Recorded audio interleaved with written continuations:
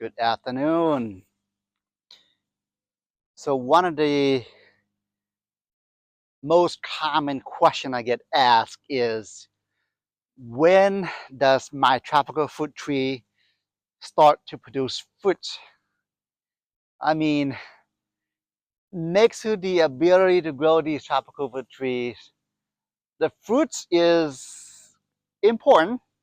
I know for most of us, myself included, that is the reason why I'm growing these here is really for food production.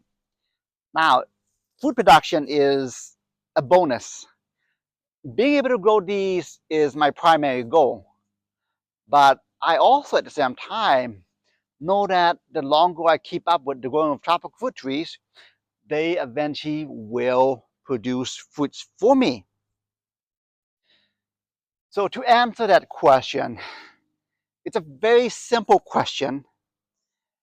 And the answer really is, it depends on the variety and depends on how the particular tropical fruit tree was grown. For example, there's really four methods of propagating a tropical fruit tree. Seeds, obviously, grafting, where they get a scion and graft it onto a compatible rootstock. That's grafting. Air layer, mostly with wax jamboos, lychees, so air layering. And the fourth one, do suckers, such as jujube, like here.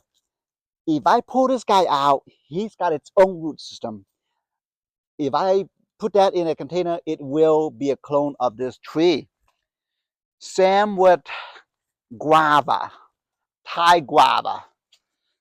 It produces all these suckers that obviously is also fruiting and flowering in this case. But yeah, no, if I dig this out and put it into its own container or in a separate location, it will also be a clone of this tree. So let's focus on the most common method. If you get your tropical fruit tree from a nursery, an online nursery, a local nursery, it's very likely going to be either grafted or air layered, which means you're getting a mature tree at that point. The tree itself may be like tiny, like this tiny. It could be that tiny, okay? That's a grafted coconut cream mango. But it's gonna want to produce fruits like the first year. So I guess to answer your question, if you wanna just get the basics of it, if you're getting an air layered or a grafted tree, for the most part, it is gonna be the first year or the second year, which is great if you are living near a frost-free climate. For those in the Central Valley, like us, you do not want them to set fruits. Instead, you're gonna want to make the heavy decision of actually removing the flower for the first couple of years. The reason for that is, when it comes to these tropical fruit trees setting fruits, like what you see here, okay? Like what you see here with the mangoes. This process is very resource intensive for the tree. I mean, a lot of energy is gone to producing just this little set of fruit. Oh, look at that. That is like the biggest dragonfly you have ever seen. I have never seen a dragonfly that size before. Blends in pretty well. But another benefit, I guess, is you attract all sorts of weird insects and birds. Going back to allowing your trees to set fruit. So for the first couple of years, okay, it's been my experience that you do not absolutely want your tropical fruit trees to set fruit. And by doing so, by removing the flower, it allows the tree for that year and the following year to focus on its root establishment, which is absolutely needed in the Central Valley. You want these guys to be anchored down to the ground, acclimated to the summer, which, speaking of which, we are going to be getting 109 in the coming days. Imagine if these guys are not acclimated 109, yeah, it's not going to look pretty. So you want these guys to be able to take that extreme of summer, and this is just beginning of June. We've got 4 or 5 more months worth of summer days, such as what we're seeing in the coming days. That's going to be the extreme heat that you're talking about. Winter time is way worse. Tropical fruit trees do not like winter, period. All of these, they will get some damage. I mean, there's just no escaping it. But it's not going to kill them. So, so now, having said that, it's also been my experience that once you let them get established in the ground, for the most part, if you are getting a grafted tree or an aerial tree, it's generally year 2 or 3 that you can expect these guys to fruit for you. I mean, this is really the definition of setting fruit. Now, I should rephrase. These are flowers. There is a difference between setting flowers and setting fruit. In the very beginning, this guy set flower, year 2.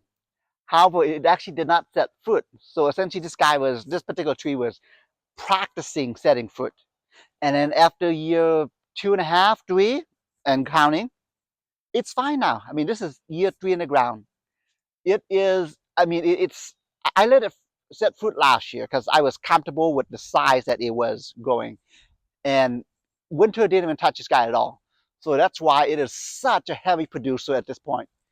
But yeah, with the Inga, with the ice cream bean, just about every single flower will be a couple of pods. So heavy producer. Same with the mango, okay? I mean, look at that.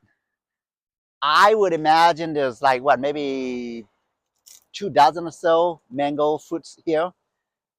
However, it is not gonna surprise me, okay, that a lot of them are gonna fall, and it's gonna be more like this guy right here, where you'd be lucky if you get maybe 5 or so.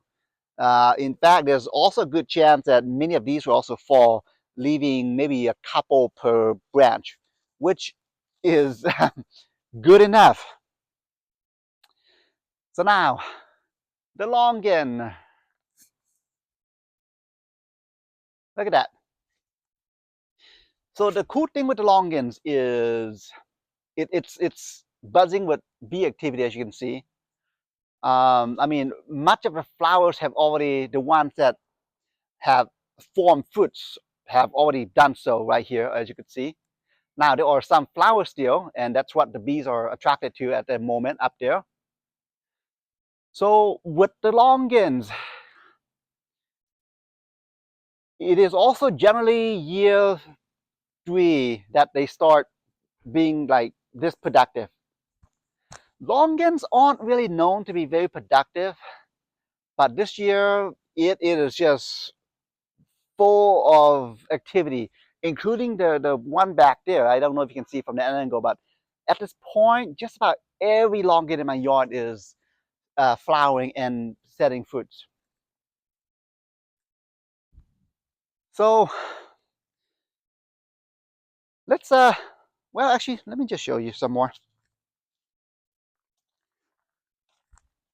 Yeah, more mango, okay? Kid mango. Look at that. Year 3 in the ground. Pretty tall guy. Being that he's a good size, I'm comfortable enough with him setting fruit, so that's why I'm letting the fruits stay this year. Guavas, Thai guava. Now, if you notice a lot of my trees, I like to provide additional structural support just because once it is loaded with fruits, there's actually a good chance that the branches will break, especially the Thai guava variety, just because these are like softball sized fruits. And you're talking many fruits per branch.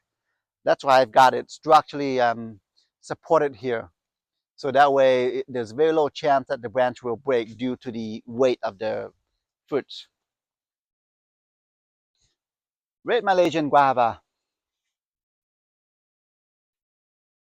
Yeah, I mean, you've got to realize, okay, in their native climate, just about all tropical fruit trees. Now I said just about all. There are some that are just slow growers. We're talking the avocados, the lychee. Those will take forever to set fruit. But just about every other tropical fruit trees, the cherimoyas, the guavas, the longans, they have to compete for resources. I mean, in the wild, in the Amazon rainforest or the jungles of Southeast Asia, I mean, if you don't grow at a certain rate, you are going to get out competed. So these guys evolved from a region of the world where you've got to grow quick, you've got to set fruit quick, you've got to reproduce quick. Otherwise, nearby trees will just take over the land. So for the most part, yeah, do expect your grafted or aerial tree to fruit basically the following year if you are not removing flower. And there are cases where you are okay with not removing flowers, such as if you are planning on growing in containers where you can shelter that tree during the summer or the winter seasons. But if it's in the ground, no, you've got to let the tree mature, acclimate for at least 2 years before allowing them to set fruit. Yeah, like this guy right here, okay, kid mango, grown from seed, okay. So in the nature, in the wild, Mother Nature's got a pretty cool plan. In the wild, if naturally grown from seed, I mean, as in a seed fell from the tree, a fruit fell from the tree, and it germinated, the tree will take its time getting ready, getting established before actually starting to set fruit for you. So in this particular case, it's not uncommon that it's gonna be a good maybe 5, 6 years before this particular tree sets fruit for me, which I'm okay with because as you can see, he's fairly small, and based on the growth that you're seeing there, I much rather have him focus on growing, getting established, getting acclimated than for expending energy to producing fruits.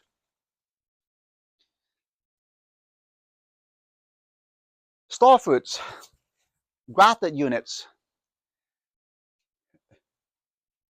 generally also year 2 or 3 that these guys will start producing fruits for you.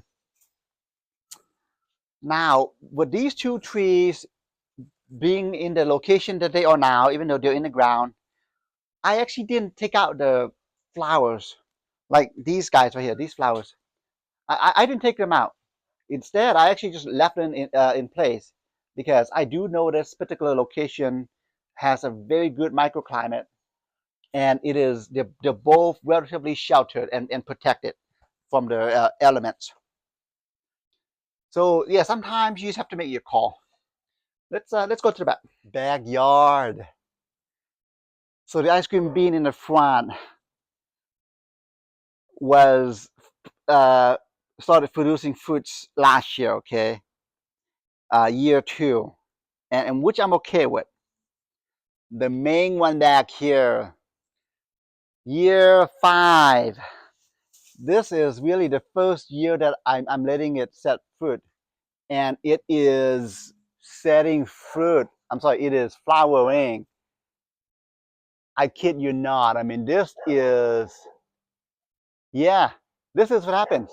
You know, I mean, this particular tree's got so much stored energy that it has gone crazy this year with the amount of flowers being produced and being pollinated by all the flying insects.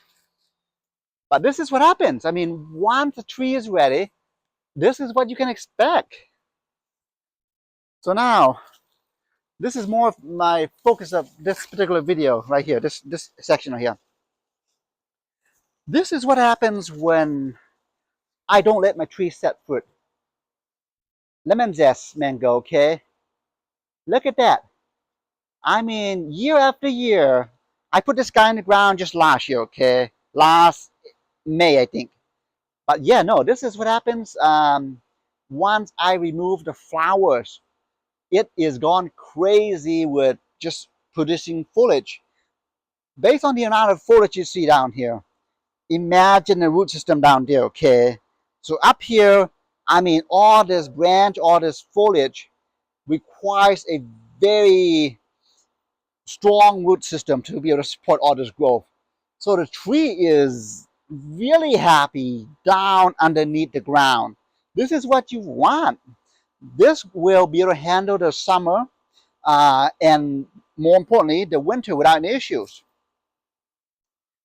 Same with the Keo Savoy mango back here.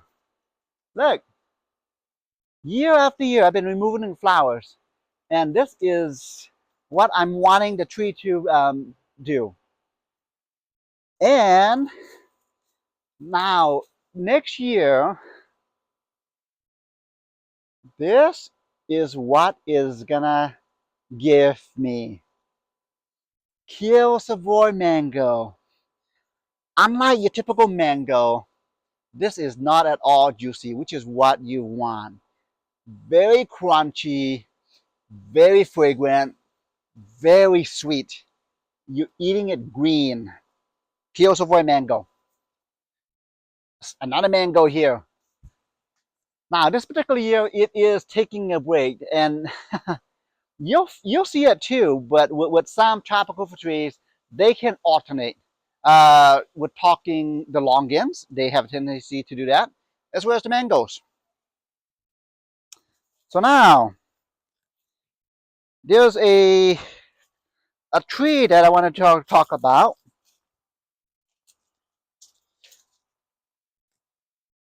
Look, okay, look at the size of this tree. Okay, he's gone crazy, as in he is just growing like there's no tomorrow. All the new growth, old growth, of course, being burned by the summer heat that we've been getting, but that's okay because the new growth will be okay. So based on the fact that it's such a heavy grower on the top, you can imagine the bottom. And the next coming year, this is what you can expect. Yeah, star apple, kamito.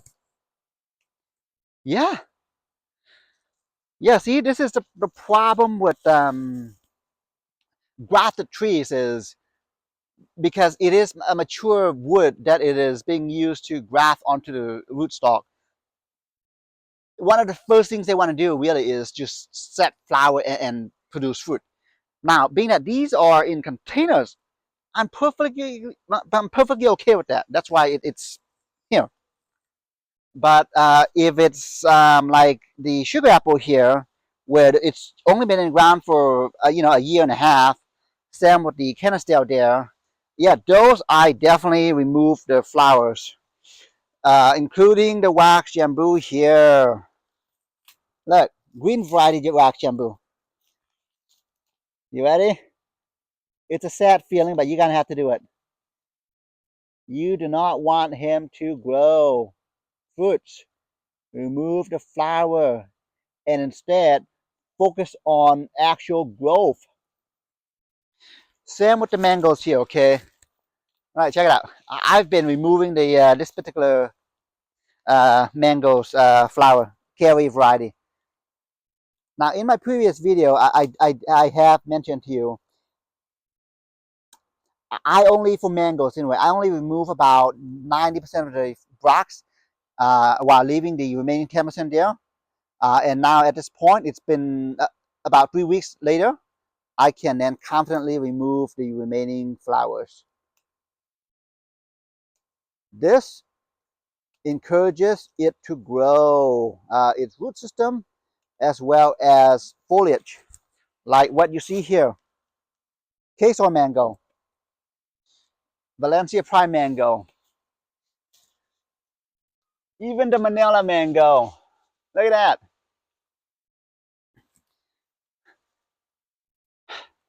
Just check out the BQ longin. I mean, this is, yeah, it is crazy. So yeah, just I mean, now this is really just the beginning, okay? Once your, come on, lychee, once your tropicals start producing fruits for you, pineapple, guava, it really gets better. I mean, year after year, more fruit is produced, and it will eventually come to the point where it's like you can't eat it all. Yeah, like copeland cherry, one of the fastest tropical fruit trees. Yeah, I mean, it's just I just can't pick them all because there's like too many fruits, and it's just the section that I can reach. So yeah, just about food production, really. Just so in summary, if you can give your tree a year or two worth of break if it's in the ground, and then after that, yeah, they generally are okay with setting fruits, and set fruits they will. Yeah, I'm telling you, this is what you can expect in your tropical fruit tree forest. So anyhow, all right, have a good afternoon.